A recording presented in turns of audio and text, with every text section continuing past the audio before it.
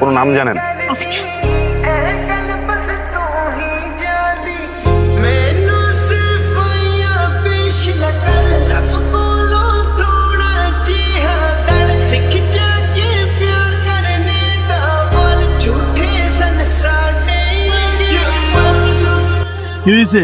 কথা আছে। কি কথা? বসকে কি কথা? আপনার পোলাপাইন আমার সরি।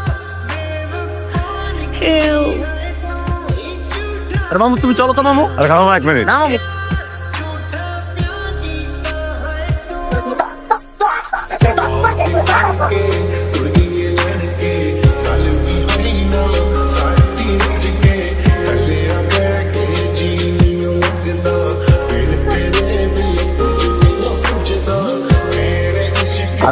আস্তে রিপোর্টে আসেন কেমনে? জানি না, কিছু তো জানেন।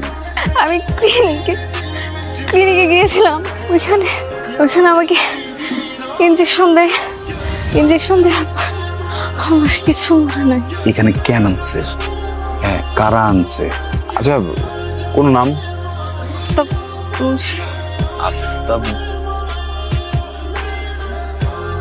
আপনি চলেন আমার সাথে, আমি সবকিছু মিউচুয়াল করে দিতেছি।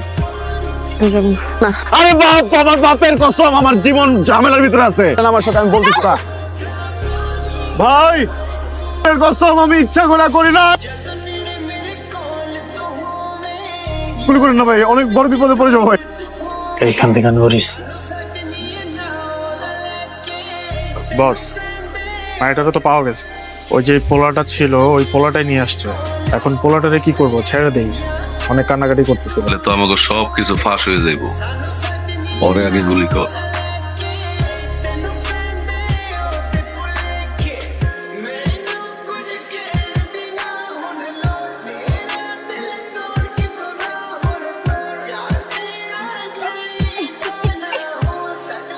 আপনি কেমন ছেলে? হ্যাঁ, এতগুলো শয়তানের মাঝে একটা মেয়েকে রেখে চলে আসছেন।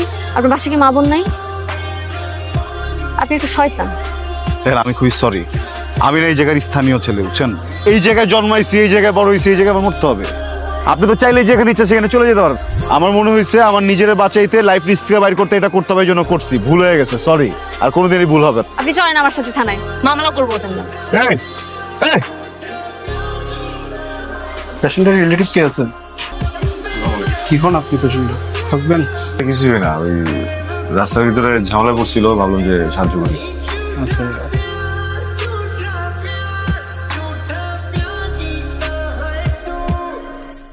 বাপের কসম, এমন এক জায়গায় আপনারা বসাইছি, বাপের আপনারা খুঁজে পাবো না। ওখান থেকে বেহুশ করে গায়েব করে দিলাম। ঘটনাটা কি? বাপের অনেক টাকা, জানি না। বয়ফ্রেন্ডের সাথে ঝগড়া হয়েছে, ভালো কথা। ক্লিনিকে কেন গেলেন? মানে আমি প্রেগনেন্ট, অ্যাবর্শন করাতে গেছিলাম। ভালো, আপনার জীবন, আপনার পেট। ভাই,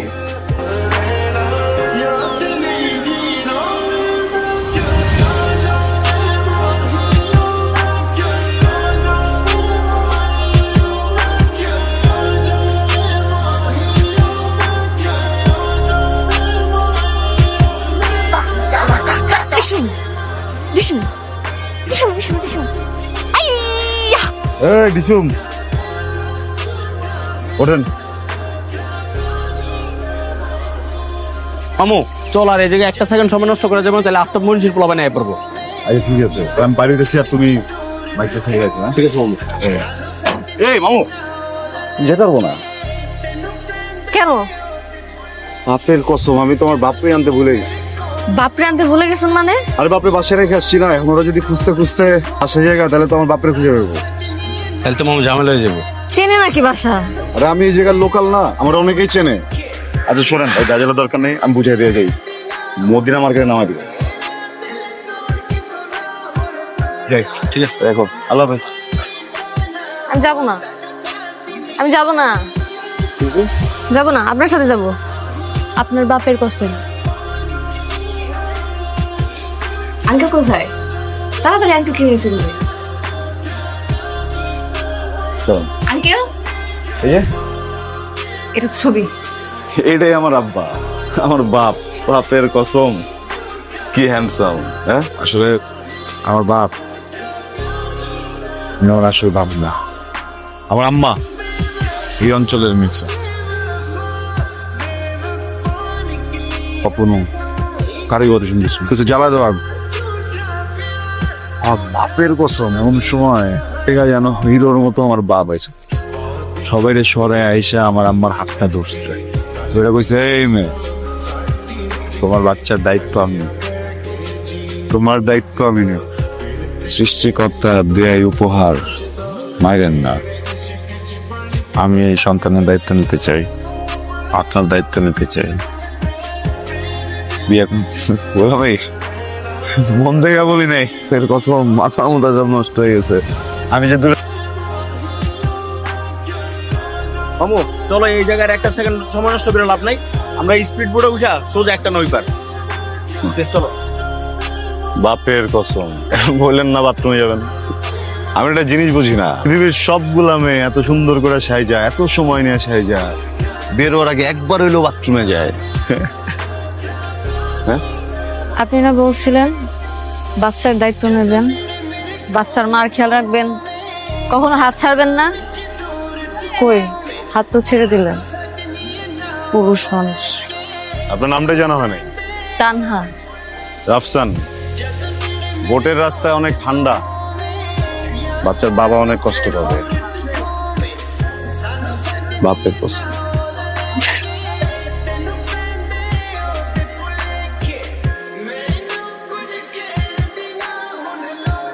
এই যে বাচ্চার বাবা, আসেন, আর ছাড়বেন না।